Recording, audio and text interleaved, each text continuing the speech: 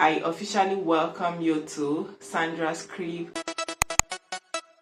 Don't stop.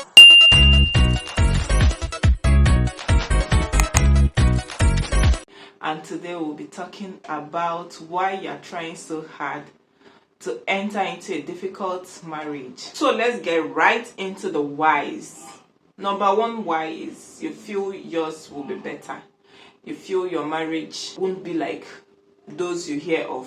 You feel yours will be sweet, you feel yours will be blissful, and all of that. And I do not dispute the fact that it will be like that if you do what you're supposed to do, if you do the right thing you're supposed to do. But then it's also good for us to understand that what we see out there they are still humans, that those people are still human beings. They are not from another planet or another race and all of that. So I feel we should also prepare for the worst. We should also prepare our minds that we are also going to face the ups and downs in our marriages. And when we understand that we are not saints, neither is our partner a saint, then it helps us prepare well to behave better. It helps us prepare well to understand them better. It helps us prepare well to protect ourselves, when we need to protect ourselves. Another why is love. We can do very stupid things because of love. When you love somebody, you can go all out to, when that love is there, you don't even mind. Even when people tell you that, hey girl, I saw your man with another woman, you are most likely not to believe that, especially when you trust this person. Or if they tell you, hey girl, there is this thing I'm noticing about your man and all of that, you won't even want to verify if it's true or not. You will just debunk it straight up, because the love is real and the trust is real.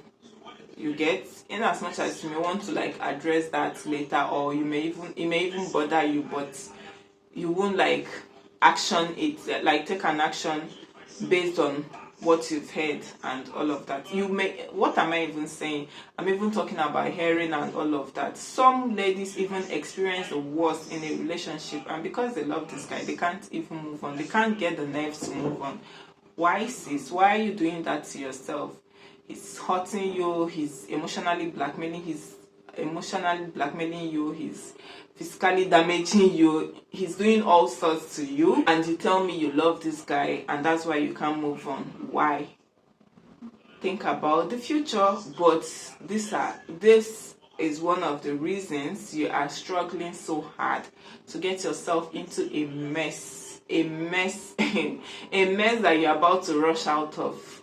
Yeah, because you love this guy and every other thing doesn't matter. All the bad traits you are seeing, all the red flags you are noticing, all the bad signs you are seeing and all of that, they don't all matter to you because you love this guy and you really want to be with this guy. I don't think it's okay. Another reason is having the misconception that he will change. Nobody changes for anybody. We only change for ourselves. We only change by ourselves. We only change because we have decided to change. Use yourself as an example. How often do you change because of someone? Even when you are trying to do it because of someone, you've promised this person that you won't do it again and all. Once in a while, you just find yourself doing that. But when you make that decision that, you know what, I'm going to stop this, I won't do this, you will do anything it takes just to make sure you don't do that.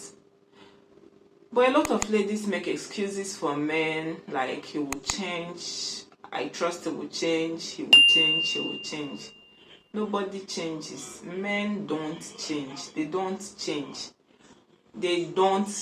So if there's anything you've seen, if there's anything you've noticed in this guy, if there's anything you've seen him do, if there's anything he is doing that you don't like, you cannot tolerate, you cannot live with, you cannot accommodate, it is better to call it off now. It is better to call it a quit now than believing that he will change, because he's not going to change. No matter how you talk to him, no matter how many times you like beg and talk to him and convince him that this is not good, or I don't like this, or I'm not comfortable with this, or I want you to do this, and he has promised that he will change.